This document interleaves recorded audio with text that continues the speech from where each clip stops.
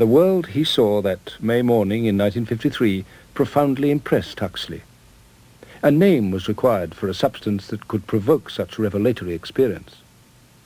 Aldous suggested phanerothym, a phaneroin to reveal and thumos the soul.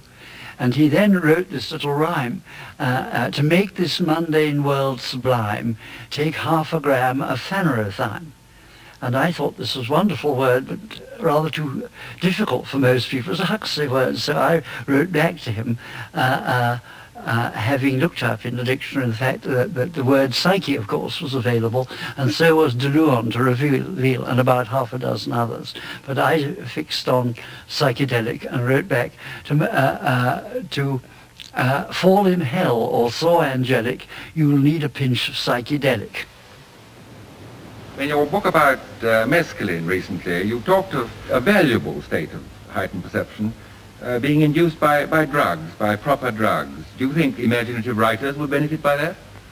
Well, I think the people who would benefit most of all are professors. And this, I think it would be extremely good for almost anybody with fixed ideas and with a great certainty about what's what, to take this thing and to realize that the world he has constructed is by no means the only world, that there are these extraordinary other types of universe which we may inhabit and which we should be very grateful for inhabiting, I think.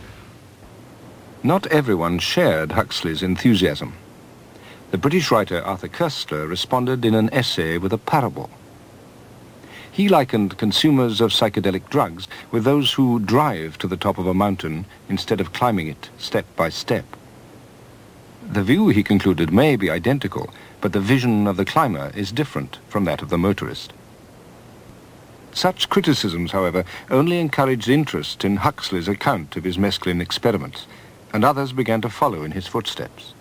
Well, here I am in my home, and before I take the drug, Dr. Osmond's got 1 or 2 quite unrehearsed questions, I've no idea what they are, to put to me. Right, Christopher. Carry on. Could you tell me the date today, please? The date? Yes. It was Friday, the 2nd of December. In Right. 1955, I want you to Christopher repeat Mayhew, this sentence after MP me. and TV Now listen presenter, carefully. took mescaline To be under the rich and supervision of Humphrey prosperous, a Osmond. nation must The BBC have filmed a the safe, experiment. secure This is the first supply time of it's been wood. shown. To be rich and prosperous, a nation must have a safe, secure supply of wood.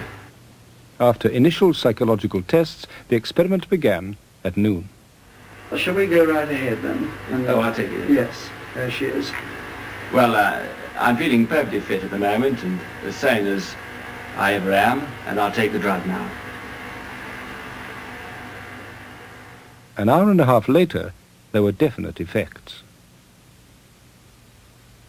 Could you perhaps tell us any particular colour which you think... Yes, is... there's colour just behind Tubby there. Yes. There's this colour of damn. I warned you, Humphrey, that on colours my vocabulary is bad. Are you talking about the reddish curtain behind Tubby? Yes, and in fact it has the most extraordinary gradations of mauve and lights. Sorry, this is just my own poverty of vocabulary. I can't describe it. Would it surprise you if I said it looked to me a rather dullish red curtain, which has very few... Intellectually, I'd be amused, Yes. Humphrey, yes. Now, who would you feel in this situation, whose judgment would you feel was sounder? Now you're asking me, this is the $64 question, whether I'm seeing the curtain more nearly as it is, or whether I am intoxicated and seeing pink elephants, which is, of course, the thing that fascinates me about it.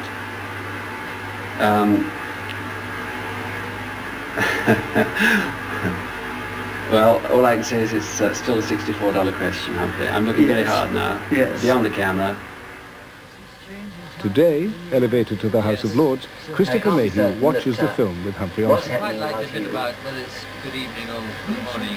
But you also said the thing you weren't sure whether it was... Now I'm back using again, and I see that the sentence I meant to say can't be said. I think this is the most interesting thing I've ever done. And I say that after 30 years in which the whole ghastly business, you know, has been depreciated, when drugs have been abused, when this is our major social problem. I mean, I do know all that, and I hope and pray it never helped anybody to experiment with drugs. Nevertheless, the actual experience seems to me to have been profoundly interesting and thought-provoking. The time's now just on 1400, and in the last half hour or so, Christopher has been preoccupied to a very great extent with time, and we've had numerous discussions on this. In the interval, he tried to instruct me as to how to work his recording machine, and unfortunately we were quite unable to work it. He has also been listening to a certain amount of music. Now I'm going to ask him once more to go over the Babcock sentence that I did, and also to take away 7 from 100. Now, Christopher, would you be prepared to do that for me, please? Well, you've got me at what I would call my period of time when I am capable of doing it. Right, but I'll now repeat the sentence. To be rich and prosperous, a nation must have a safe, secure supply of wood. To be rich and prosperous, a nation must have a safe, secure supply of wood. I got the two right. Well done. Now, would you like to take away 7 from 100 again? 93, 86, 79, 72, 66, 60, 72, whatever it is, 65, 58, 51, 40, I can see you're interested still, 44, 37, 30, 23, 23. Now I'm off again, Humphrey. In my period of time, I'm off again for a long period, but you won't notice probably that I've gone away at all. Perhaps half a dozen times during the experiment, I would be withdrawn from my surroundings and from myself, and have an experience, a state of euphoria, for a period of time that didn't end for me. It didn't last for minutes or hours, but for months. I do try and assure you that from my point of view, between the time that I perhaps begin this sentence and the time that I end it, I shall have gone, a long time will have elapsed, and the psychiatrists afterwards, and common sense, they all said, this is nonsense. You couldn't have had these experiences because there was no time, as the film shows, there's no time for you to have them in. And the psychiatrists would speak, and I accept this, that I was simply showing the symptoms of what they call the disintegration of the ego. I accept that too. At the same time, they didn't have the experience.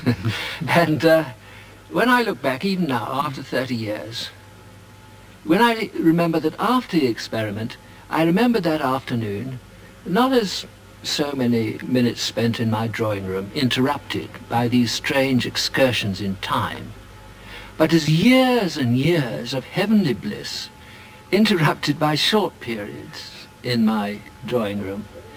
When I recall it, and when I recall various other symptoms, I think the simplest explanation is that I had these experiences, that they were real, and that they took place outside time. I am moving at this moment from one time into another time and back again. And I'm not so conscious, Humphrey, of moving myself in space, but I'm extremely conscious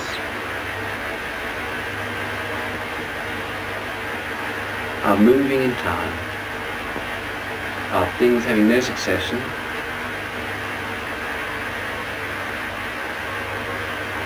and that there be no absolute time, no absolute space. It is simply what we impose on the outside world.